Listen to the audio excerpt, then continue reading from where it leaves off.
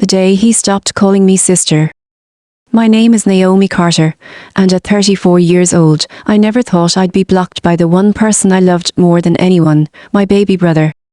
The day Tyler got married, he deleted me from his life like a file he no longer needed. No warning, no fight, no explanation. Just silence. But to truly understand the betrayal, you need to know the whole story, because I wasn't just his sister.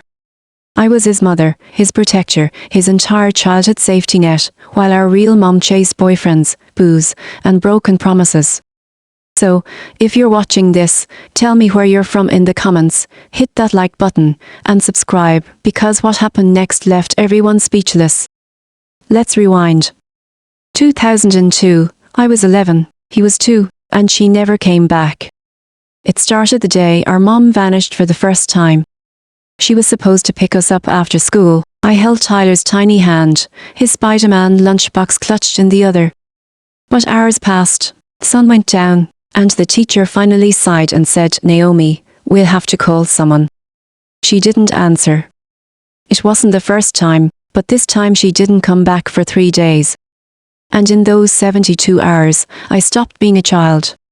Dad? Never met him. He was just a name on a birth certificate for both of us. Grandma lived 3 states away and barely called. There was no one else. So I fed Tyler, changed him, taught him colors, ABCs, how to use a spoon. I braided his hair when it was too long. I held him when the nightmares came. At 11, I wasn't supposed to know how to dilute milk to make it last, or how to pretend the electricity was off because of a game, not a bill. But I did it. I did everything. We grew up together, but I grew up faster. Middle school was a blur of skipped dances and quick walks home to make sure he wasn't alone too long. In high school, I worked 2 jobs, not for clothes or makeup like the other girls, but for diapers and grocery store coupons. I kept our fridge full. I handled parent-teacher conferences.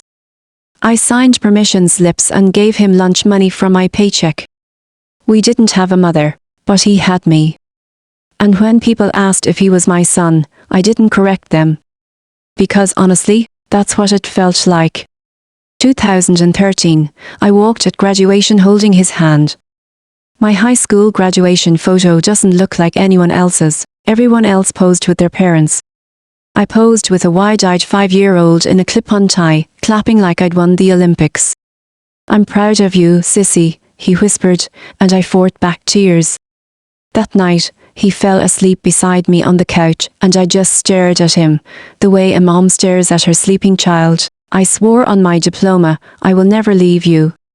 I never thought he would leave me. Fast forward 10 years.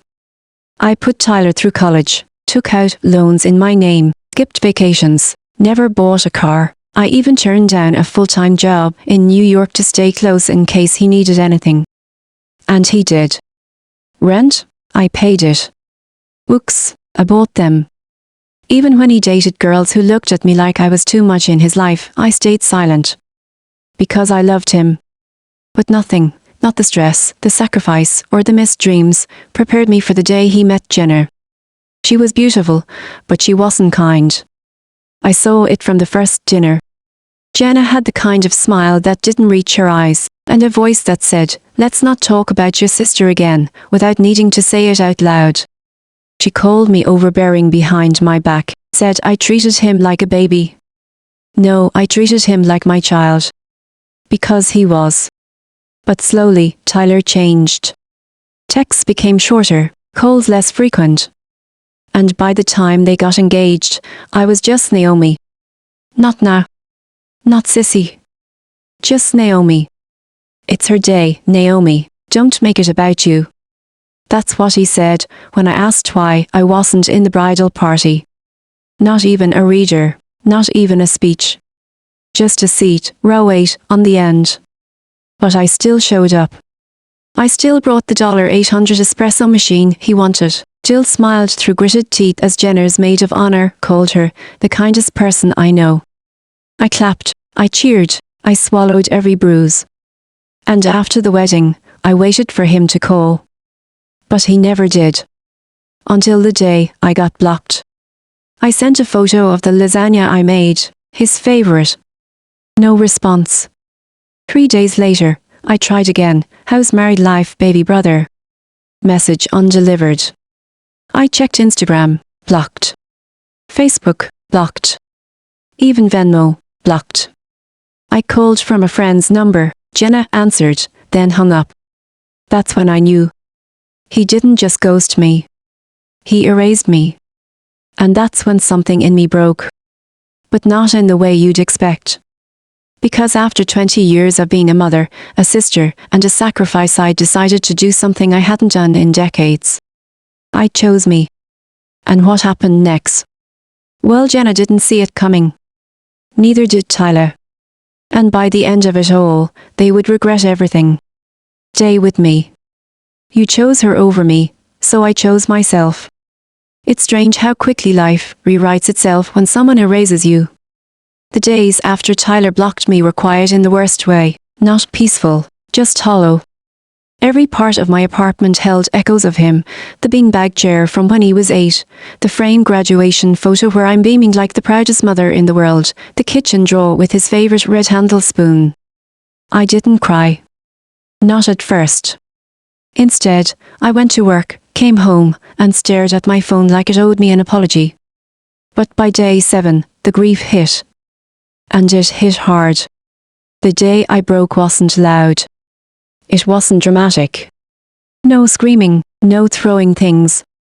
I was folding laundry. His old hoodie was still in the bottom of the hamper, and I just slid to the floor.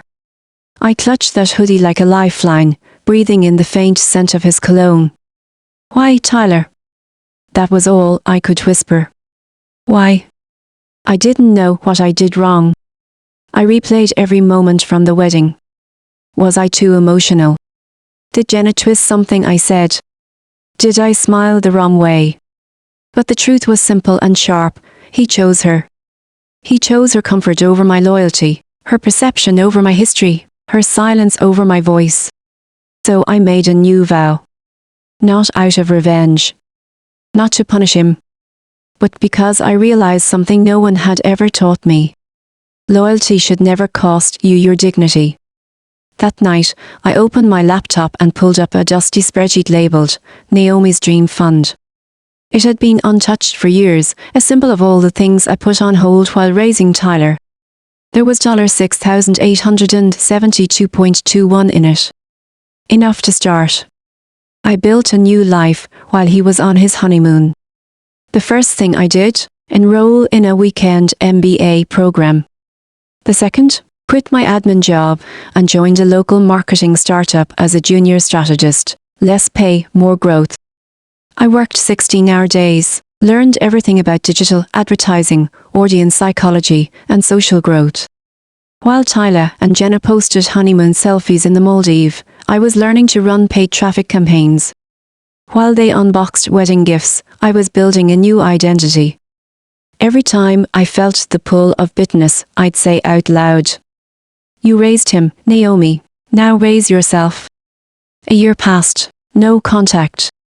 But they watched. Oh, they watched. I saw the anonymous views on my Instagram stories, the occasional liked tweet from a burner account I suspected was Jenner's. Then something happened. Something big. My side hustle, a brand called Rooted Woman built on self-worth, family boundaries, and female empowerment, exploded. An Instagram reel I posted about emotional caregiving went viral. By month 3, I had 200k followers. By month 6, I was making $30k a month in brand deals, speaking gigs, and digital product sales. By month 9, I was featured in Forbes. And still silence from Tyler. Until they needed me. One night, around 11 p.m. my phone buzzed with a number I didn't recognize. I almost ignored it until I saw the area code. It was local. I answered. Silence. Then a voice, broken and barely a whisper. "Ner Naomi?" I froze. "Tyler?" A sharp inhale. It's Jenner." That was the last name I expected to hear. "I know you probably don't want to talk to me," she began, "but we're in trouble." Turns out, karma has excellent timing. They had moved into a luxury condo right after the wedding. Tyler quit his stable job to pursue freelance photography, while Jenna started a wedding planning business. But their savings ran out, her business tanked, and Tyler's gigs weren't enough. They were 3 months behind on rent. Eviction notice served. I told him not to call you, Jenna admitted, but he's in the hospital now. Stress-related cardiac event. I closed my eyes. Part of me still wanted to rush in and fix it. To be the older sister, the parent, the savior. But I opened my eyes and said, I'll think about it. The shift was complete. I didn't rush to the hospital. I didn't wire money. Instead, I slept 8 hours for the first time in months. Then I brewed my favorite tea, sat by the window and journaled.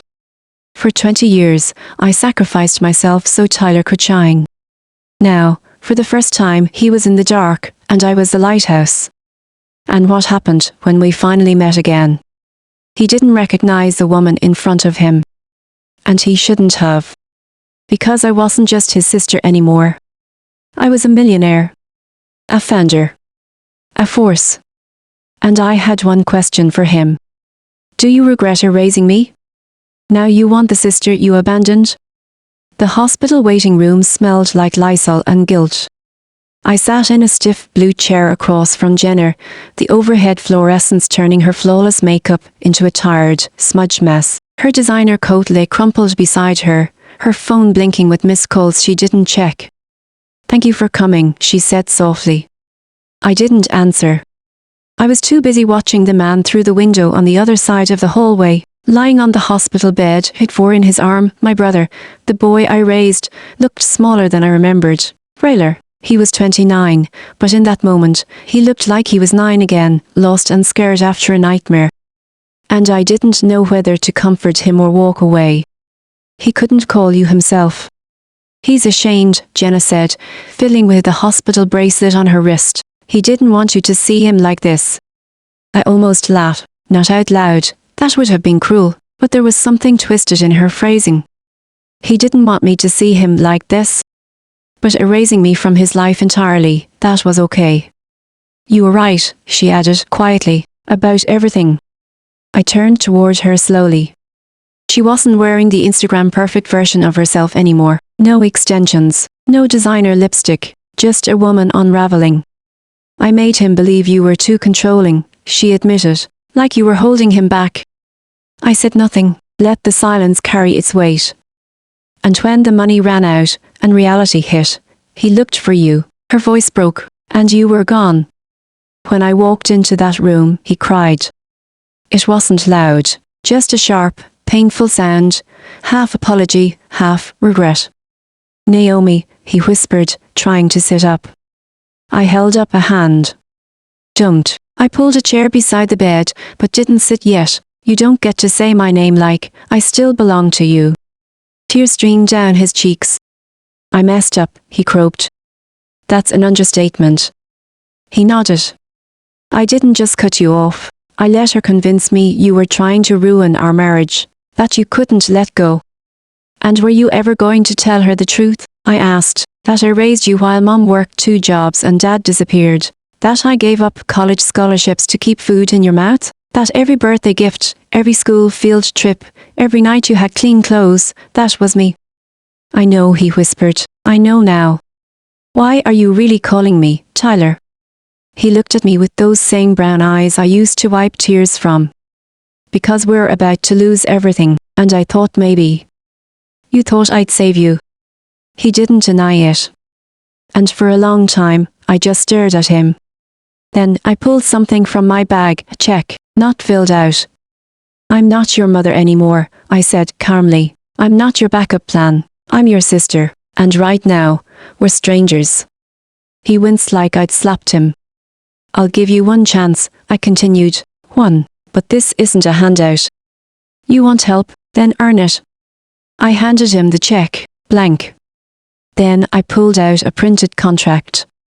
A formal repayment plan, a 3-month internship offer, unpaid, at Rooted Woman, my company.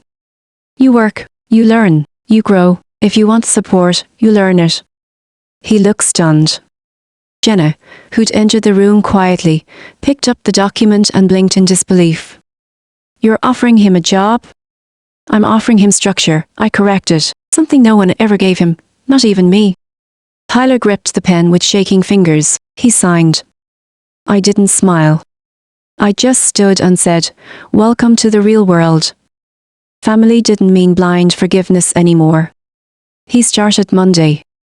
The same Monday Jenna returned to her old receptionist job, humbled but surprisingly determined. That week, my staff watched Tyler with quiet curiosity. They knew the story. I didn't hide it. He filed folders, he fetched coffee, he attended brand strategy meetings and took notes. He didn't complain, not once. And slowly he started listening. Not just to business advice, but to me. Then he found the photo. It was tucked inside a drawer in my office. A worn-out image of us on his 12th birthday. I'm holding a homemade cake, he's mid-laugh, frosting on his chin. He brought it to me, quietly. You look so happy, he said. I was. I didn't make it easy, did I? No, I said softly, but I never wanted easy, I just wanted to matter. He nodded. I'm sorry, I forgot that. A power shift that didn't hurt anymore. For the first time, he didn't see me as a safety net. He saw me as a person. And that changed everything. But redemption is not a straight line, and forgiveness doesn't come without scars. There was one more moment coming, a final conversation that would either make us family again, or prove that some wounds are meant to stay closed. And that moment came when Mom finally showed up. I don't need to be needed anymore. 3 weeks into Tyler's internship, I received a text message that made my hands freeze above the keyboard. Mom. I heard what happened. I want to talk. The last time she reached out, it was to invite Tyler and Jenna to Christmas dinner. I hadn't been included. I stared at the message for a long time. I didn't feel angry. I didn't feel anxious. I felt ready. She showed up at my door with a grocery bag and guilt. Mum stood on my porch holding a bag of groceries like she could bribe her way into redemption. I brought that sweet creamer you love, she said softly. I didn't move aside, not yet. You chose to forget me, I said. That creamer won't fix it. She looked down. I know. I finally stepped aside and let her in. The silence between us hummed with 30 years of unspoken resentment. I thought you could handle it. That's what she said when I asked her why she always left everything to me, raising Tyler, keeping the house running, acting like a second parent. You never needed much, she said. You were so strong. Being strong isn't a gift, Mom. Sometimes it's a sentence. She flinched, sat down. I should have said thank you. I should have protected you. But I was tired. I was ashamed. And you just kept going. You mistook survival for stability, I whispered. And for the first time, she cried. Really cried. Not performative, not guilt-tripping, but deep, soul-emptying sobs. And for the first time, I didn't rush to comfort her. The family dinner, that wasn't about fixing me. Tyler invited us all to dinner at his apartment the following Sunday, me, Mom, even Jenna. He cooked. He cleaned. He wore an apron that said learning, not failing. Jenna had a new job at a local design agency. She looked freer. The table was small, the food was a little burnt, the conversation was awkward. But nobody tried to rewrite the past. And that made it perfect. Naomi, can I say something? Tyler stood as we finished eating. I spent most of my life thinking Naomi was just bossy, that she liked being in charge, that she wanted to take care of everything. But she didn't. She just did it because no one else would. And I let her. I let others convince me that she was in the way when really she was the one carrying me forward. He turned to me, eyes glassy. I don't want to be your project anymore. I want to be your brother again, the kind you deserve. Silence. Then a huss from Jenna, a sniffle from Mom. I didn't clap. I stood up, walked to him, and hugged him like it was the first time all over again. 6 months later, Tyler is now an official paid employee at my company, Director of Community Engagement. He helps mentor other at-risk youth in financial literacy workshops we co-host. Jenna launched her own design boutique and has become one of our lead consultants. Mom downsized to a small condo. She attends therapy once a week. Sometimes she even sends me funny voice notes. Sometimes I reply. Our relationship isn't fixed. But it's real now. Not based on obligation, but choice. What I know now. I don't need to be needed anymore. I don't need to earn love through exhaustion. I don't need to be the martyr, the fixer, the unpaid therapist. I'm a whole person. A daughter. A sister. A woman who rebuilt herself when the family she raised forgot who she was. And to anyone watching who's always been the strong one, I see you. You are not invisible. Your pain is not imaginary. And if they only see your worth when they need something, let them miss you when you're gone. Beach balloon, where are you watching from?